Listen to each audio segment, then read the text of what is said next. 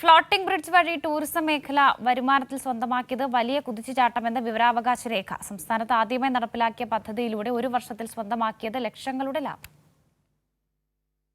സംസ്ഥാനത്തെ ടൂറിസം മേഖലയ്ക്ക് പുത്തൻ ഉണർവ് പകർന്ന ഫ്ലോട്ടിംഗ് ബ്രിഡ്ജ് വലിയ ലാഭം കൊയ്തെന്നാണ് വിവരാവകാശ രേഖകൾ വ്യക്തമാക്കുന്നത്.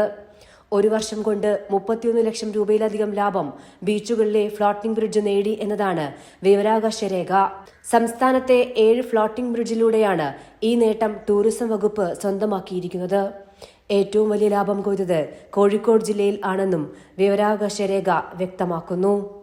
വിവരാവകാശ പ്രവർത്തകൻ രാജു വാഴക്കാലം നൽകിയ അപേക്ഷയിലാണ് മറുപടി.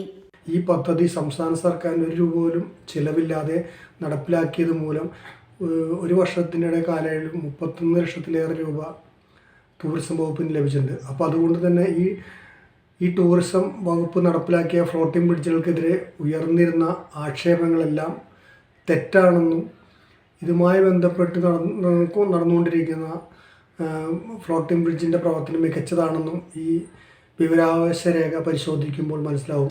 തിരുവനന്തപുരം, എറണാകുളം, തൃശൂർ, മലപ്പുറം, കോഴിക്കോട്, കണ്ണൂർ, കാസർഗോഡ് എന്നിവിടങ്ങളിലാണ് നിലവിൽ ഫ്ലോട്ടിംഗ് ബ്രിഡ്ജ് പ്രവർത്തിക്കുന്നത്. ടൂറിസം മേഖലയിലെ തികച്ചും വ്യത്യസ്തമായ യാത്രാനുഭവം വിദേശികളെ ഉൾപ്പെടെ ആകർഷിക്കുകയാണ്. അതിനിടെയാണ് പദ്ധതിയുടെ ലാഭക്കണക്കുകൾ കൂടി പുറത്തുവരുന്നത്. കൈരളി ന്യൂസ്, കോഴിക്കോട്.